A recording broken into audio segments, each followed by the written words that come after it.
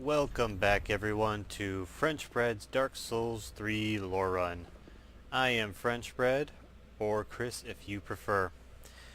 And we are back in Firelink Shrine so that we can take care of a few item related things, talk to Greyrat again, see if he's got anything new to talk or say to us, and then we're going to head back to Lothric Castle. So, first thing I want to do is I want to hand over the Hollow's Ashes. Let the Iona. And as a result of handing those over, we can now purchase purging stones, poison throwing knives, and I believe one other item. Oh yeah, rings of sacrifice. So Yul's Ashes grant us these three items from the handmaid. Unfortunately, nothing new to say about them. We've already read them previously in the playthrough, so Ashen Mama. we're gonna leave off from there and go chat with Greyrat. Oh, hello, you're back. And in one piece. Changed your mind? I hope you do. I lived a petty rat, but would rather not die as one. So, what happened is, in between episodes, I went to buy something from Greyrat, and I accidentally skipped past some dialogue. He is bent on visiting Lothric Castle, trying to pillage it, like he has Irithyll and the Undead Settlement before. He knows it's dangerous, but he wants to be of some use. He wants to live up to his name. We're going to... Right, fine. You're very thoughtful, you are. But if you change your mind, do speak up. I meant every word of what I said. We're going to refuse just so we can purchase some items from him before anything else happens. I'm pretty low on souls because I actually did do some leveling up to get our strength up to 40, so we're now level 81. And we'll do one more of these things. Alright.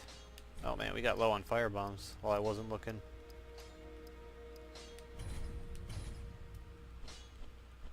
And we're also going to want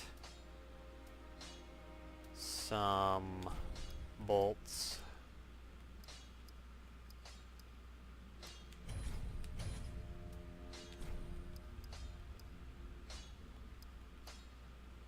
I think we'll try and grab a handful of sniper bolts as well.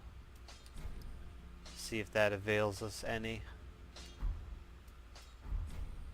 You'll see why we need them shortly enough.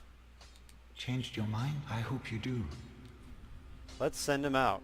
It doesn't feel right to deny Greyrat this thing that he, really wants to do. Thank you for placing your trust in me. Don't you worry. I know Lothric like the back of my hand. Goodbye. I will leave for some time. So long for now. Do stay safe, you hear? Or my efforts will have been for naught.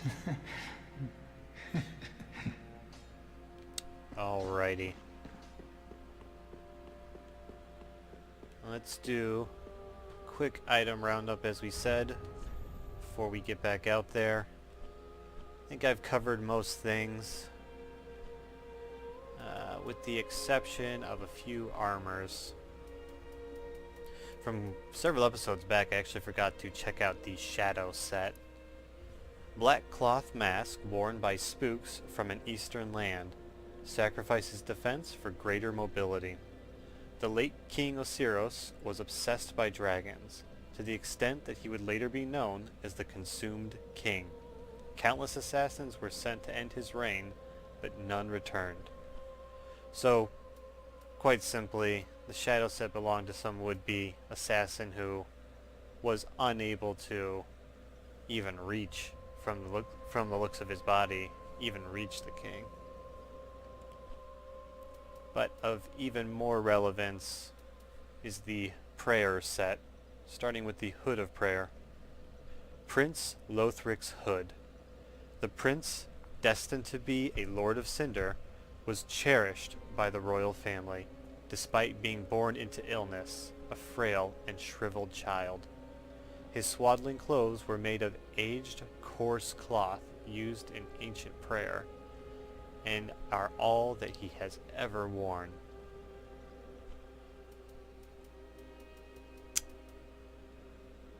And the rest of his set says just about the same.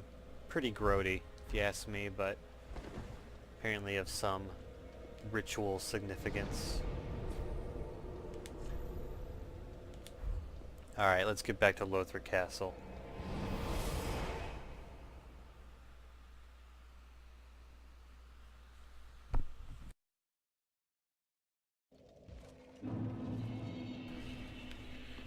Alright. So, now you're gonna see me have to cut through the swath of enemies that I had to edit out of the last episode. But as you can see, actually just the old deserters from earlier, albeit with far more HP and able to do far greater damage. And at this point, likely not actually deserters, if I had to guess. These are probably soldiers who have hollowed, but were still loyal to the cause.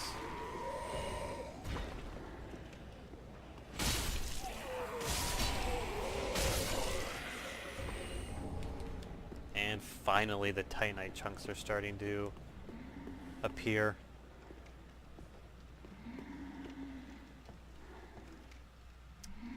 I'm sure you can hear that. There's our reason. The reappearance.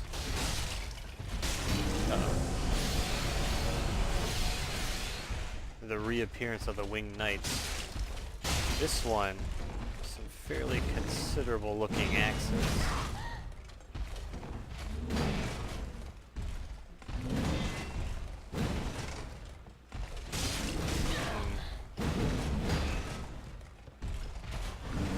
There we go. Down he goes. Hey, think we were lucky enough to get the axes? Sadness.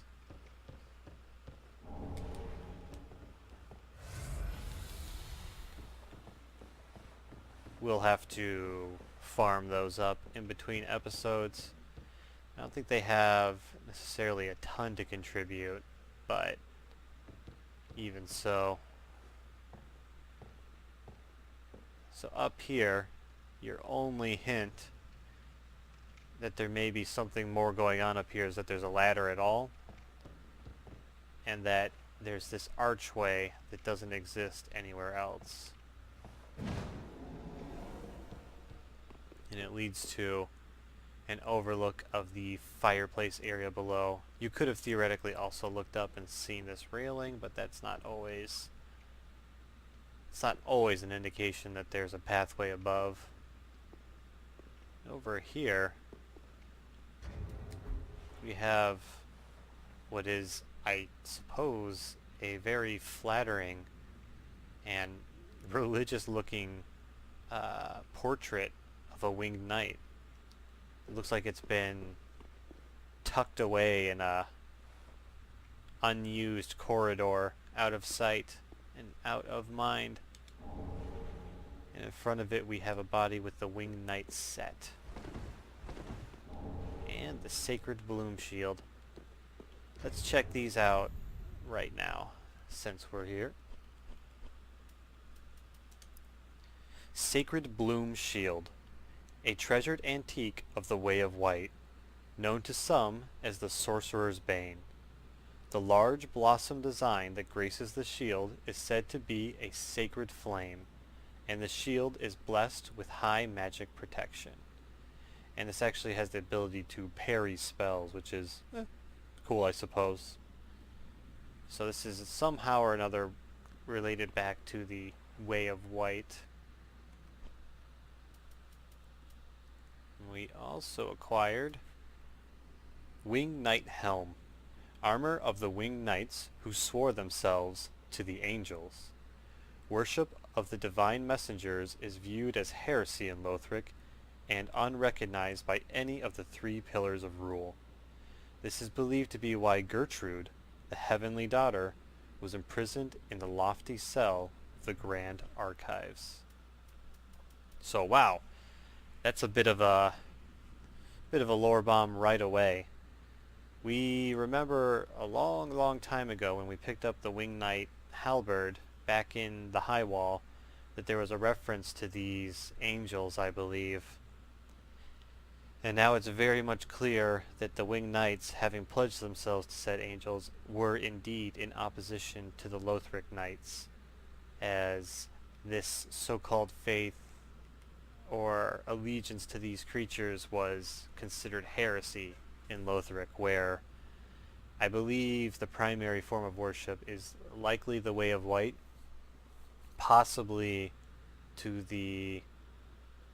with possibly also some recognition towards the Warriors of Sunlight. And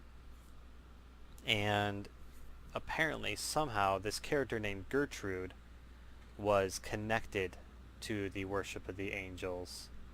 And when we see Heavenly Daughter, we immediately, I'm sure, flash back to the item which described the fact that Guinevere, after having left Anne Orlando, I think it was on this ring, yep, says she became a wife and a mother, raising several heavenly children. I don't feel like that's much of a coincidence. I don't know about you. We'll find out more about Gertrude once we get to the Grand Archives.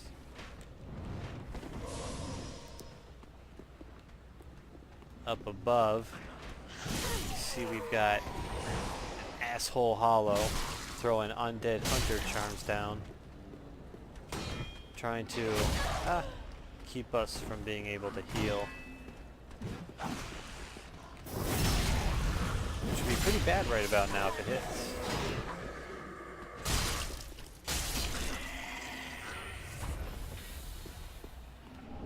More chunks, won't complain.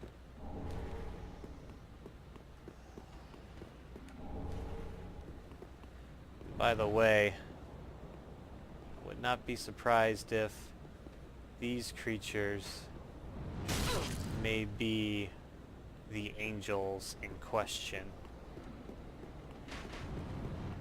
You know Dark Souls wouldn't have normal looking angels, right?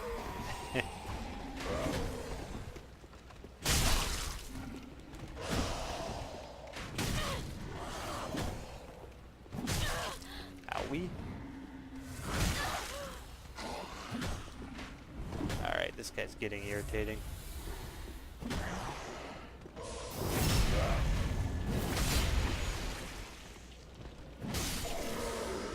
And he got me. But at this point,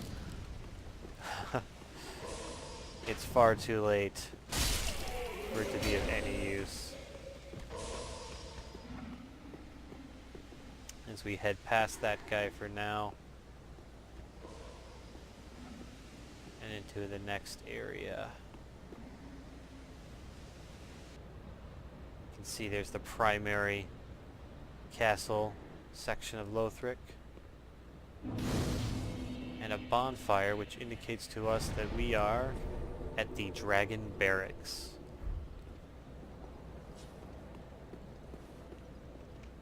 That in mind, I'm sure you're not going to be surprised by the next event.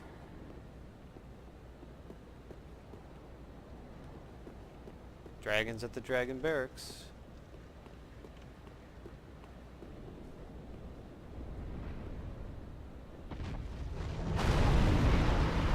Multiple dragons.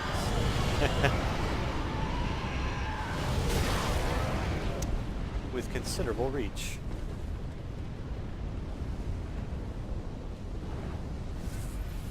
So, this is any Dark Souls 3 lore implications aside, this is very much a Demon Souls moment.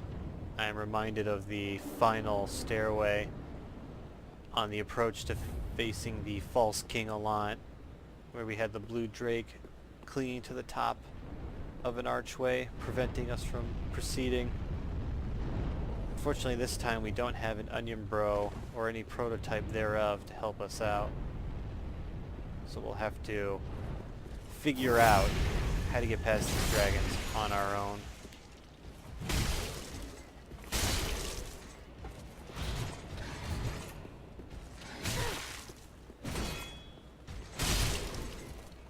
Still alive, huh?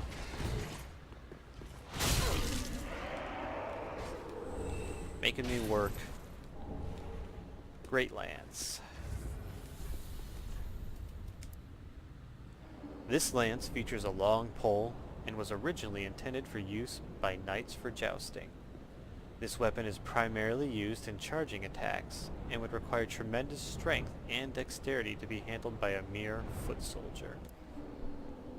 And this is classified as a pike, which is basically a heavy spear in the language of Dark Souls 3.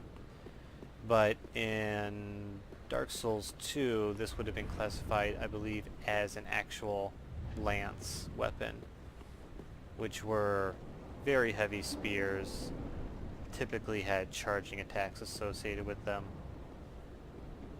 But as for how to get past these guys, well, there's two methods. The first method, the boring and kind of lame method, is to lock onto this guy here, equip a bow or a crossbow, and just go to town on him until he dies. At which point, even though you've only killed one of them, both dragons will go dormant. We are going to attempt to do what I think is probably the more intended path by the developers. So as you can see, off the side of this bridge there's actually, it's like a sewer or moat system, and that's going to be our ticket to getting around these guys.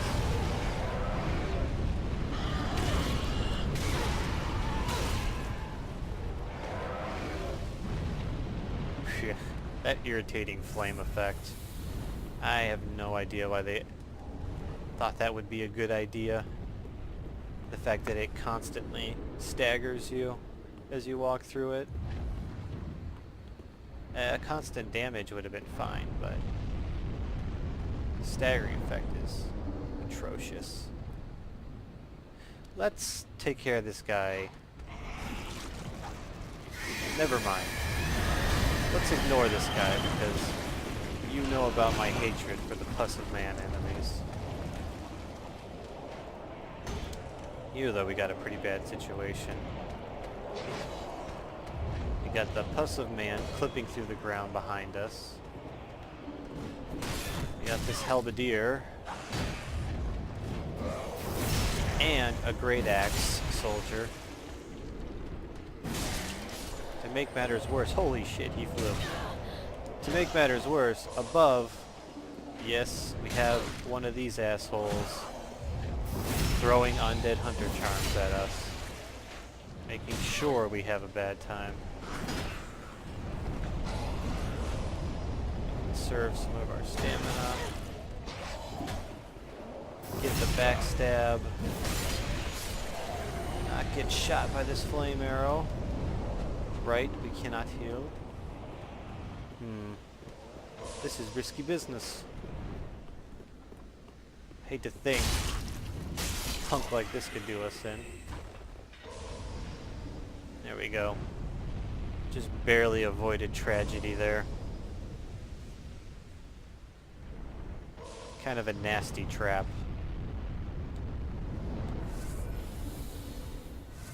Get our double chug in. Just go down and raid these bodies. Large Titanite, not the most useful item in the world right now, but we'll take it. Before anything else, I have no desire to let this guy live.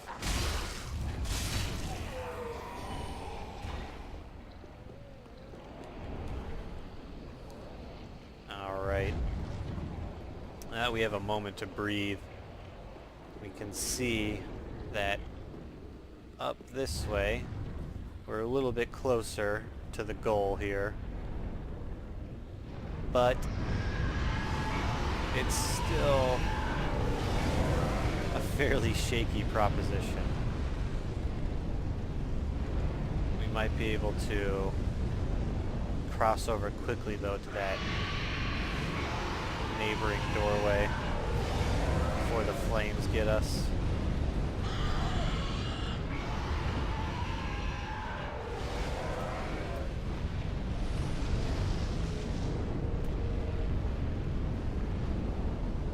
Good, they're quieting down. Let's head down these stairs. And we can see around the corner that even in Lothric Castle, seems like the Pontiff Sullivan holds some manner of sway, or has been able to insinuate his agents into the area. Ah, fuck. Let's see if we... yeah, there we go. Ow! And we're right back to shit town. Fuck. Goddamn, camera shenanigans got me killed there.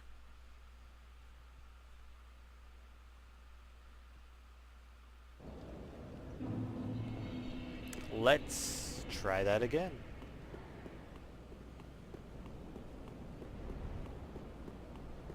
Naturally, we'll be forced to deal with this ambush for a second time.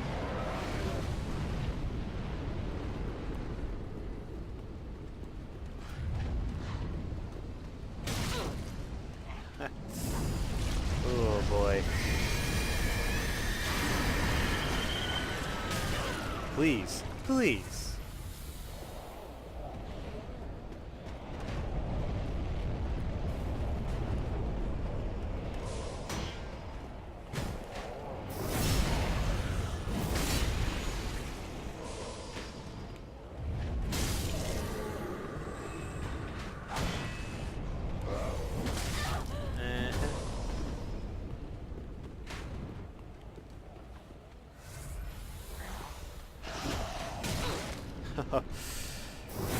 You can tell how much I'm enjoying this particular ambush.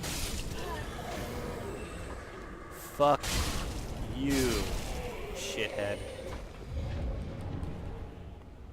Ugh. Profoundly irritating.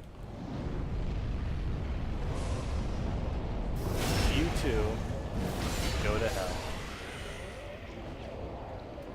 We're gonna do ourselves a favor, ember up, just so we have a little bit more HP to deal with this guy down here. Let's hope for better.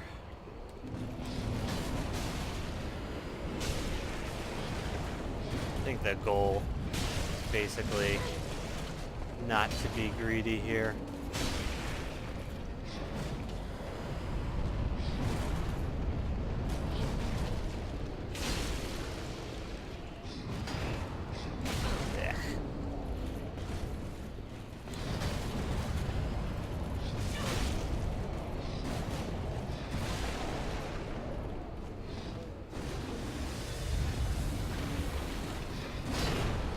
Yeesh, that's a lot of stamina he takes away. We get an Irithil rapier out of the deal. Let's take a quick look at it. I know it's noisy around here, so try to make it quick. Thrusting sword bestowed upon the Outrider Knights of the Boreal Valley. This weapon is shrouded in frost and causes frostbite. Every Outrider Knight one day devolves into a beast, consistently blah blah blah. Same exact description actually as the Irithil Straight Sword. But as we know, the Outrider Knights are only fit basically to serve as mindless guards. So what exactly were they trying to guard here? Some twinkling titanite? And a spirit tree crest shield? Doesn't seem like much of an item to guard, but take a look anyway. Spirit tree crest shield. A knight's shield engraved with a crest depicting a spirit tree. One of the enchanted blue shields, the spirit tree crest shield, greatly reduces lightning damage. So, I guess I'm not sure if this is referring to... I guess this is referring to one of the trees that was used as a vessel for curses, like in the undead settlement. But I am not 100% on that information. Could also be referring to the arch trees, but I don't think that's as likely.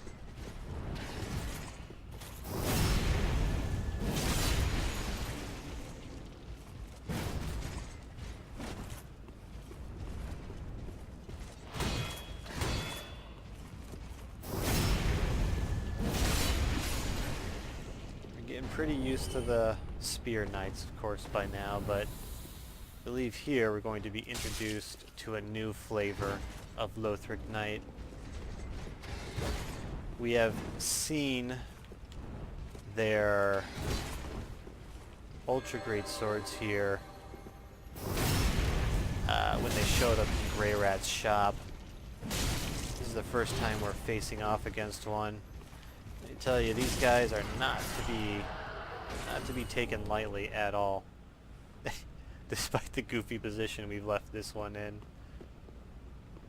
Looks like they were both either venerating an old war companion here, or maybe whatever that item is up there. We'll discuss that when we gain access to it much later. But for now, I think I am going to double back and... yeah, there's no good way to do this. So I'm going to double back. We're going to deal with this situation best we can. And see what's on the lowest level.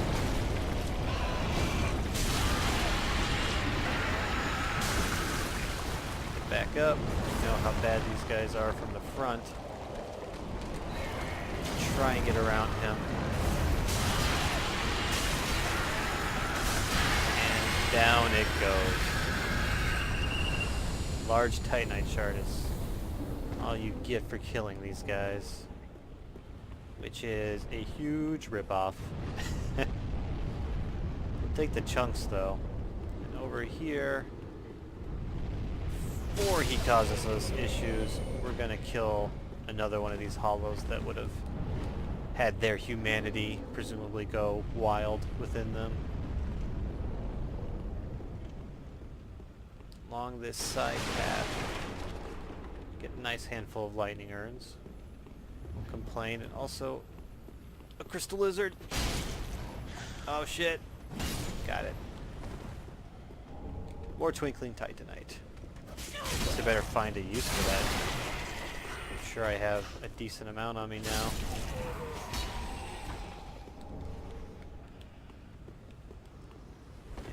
If you think the ambush was over, here's your answer. It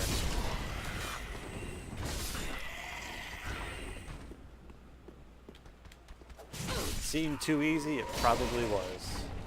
That's kind of the rule of thumb with Dark Souls ambushes. Yeah, we have 22 Twinkling Titanite. If we wanted to, we could do something with that. Over here, yet another Winged Knight. Honestly, I find this variety easier to deal with than the Twin Axe ones.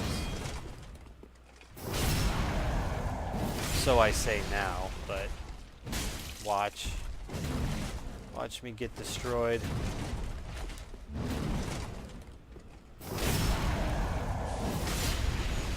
Or not.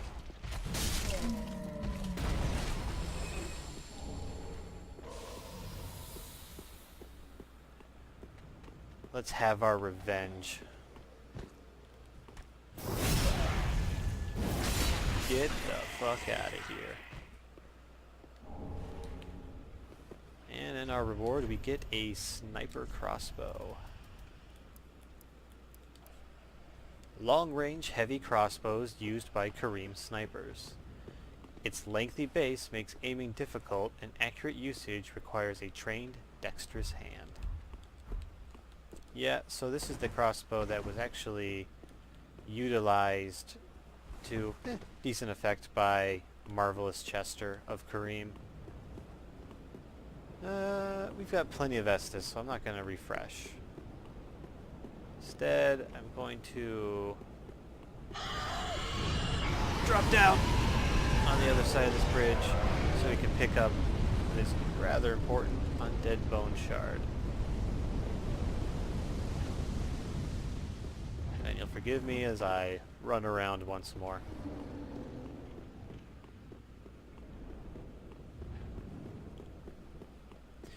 So, just a small point, but it's clear that although these are called, what was it, wyverns in some of the descriptions, they are, I think their size and power here makes them fairly worthy of the title of dragon as well, and it makes a whole lot of sense why the Knight Pillar of Rule was such a powerful and influential one within Lothric if they had these sorts of beasts under their command. But now, let's top ourselves off and let's see if we can't hustle before they start laying down flame.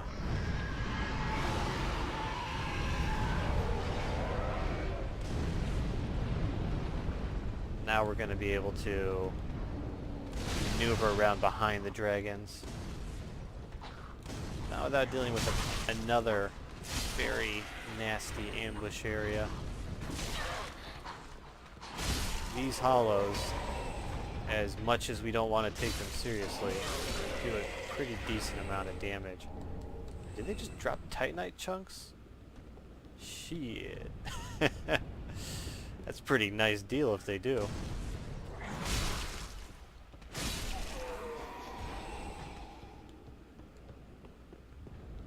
Let's cross over this way.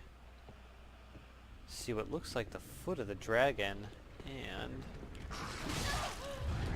punk hollows.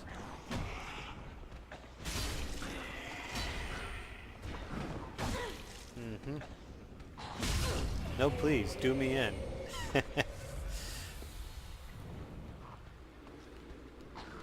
Won't leave well enough alone, these guys. If that's all of you.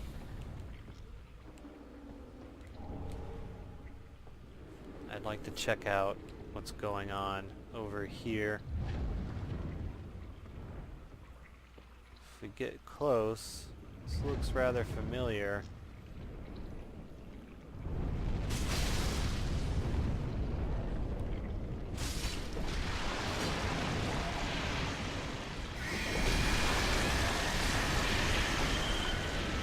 Huh. Looks like the House of Man is able to possess or infect dragons as well, which is terribly inconvenient for us, so we're gonna see if we can't do something about it. Oh boy. Alright everyone, get ready for some righteous fast forwarding.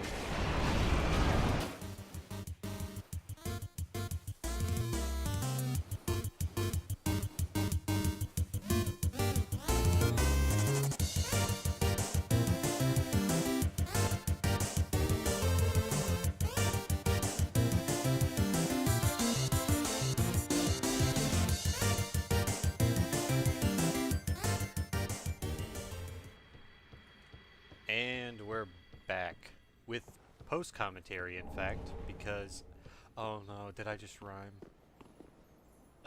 Anyway, being the genius that I am, I forgot to turn my mic back on after I finished killing the pus enemy. So here we are. Thankfully, I did this at the end of the episode this time, with maybe less than 5 minutes probably on the clock. So shouldn't be too bad. So what I was noting there is that once we kill that first pus enemy, the dragon disappears, but the white dragon on the other side also ceases to react. So for whatever reason, it's no longer a danger to us. I think once we activate the first pus enemy, man, that's terrible to say.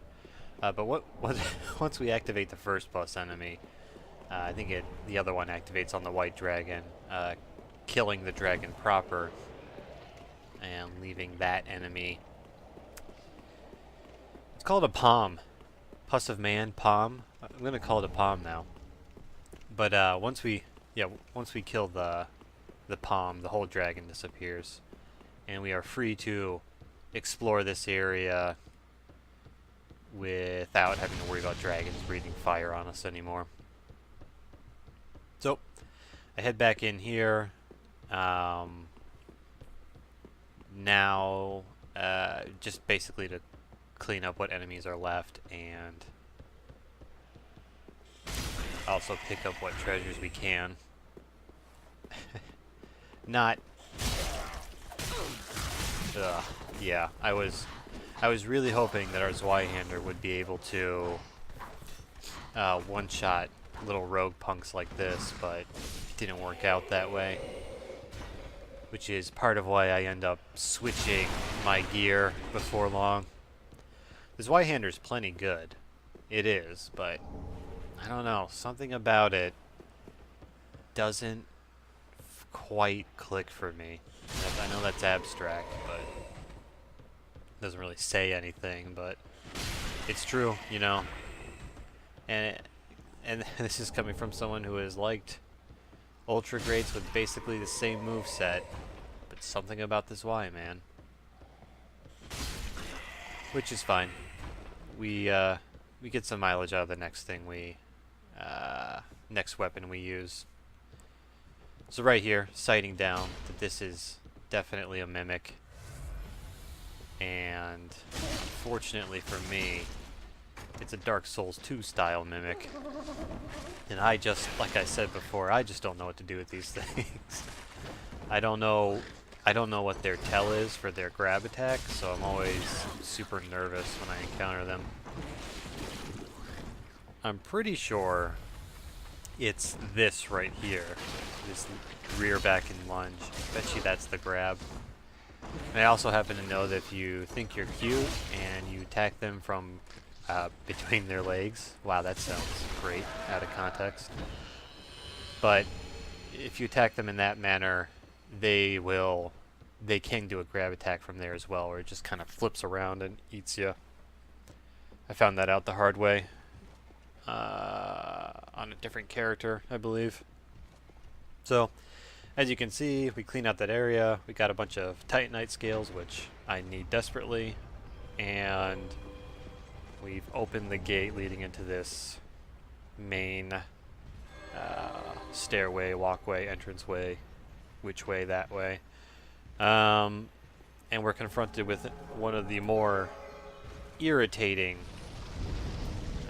encounters, I think, in Lothric, if not the game.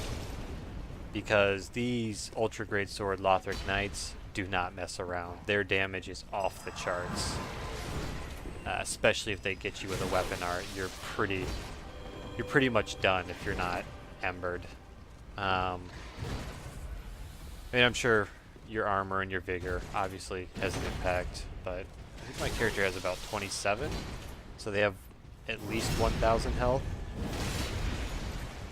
And I've been one-shot by these guys when they have their enchantment and everything else going.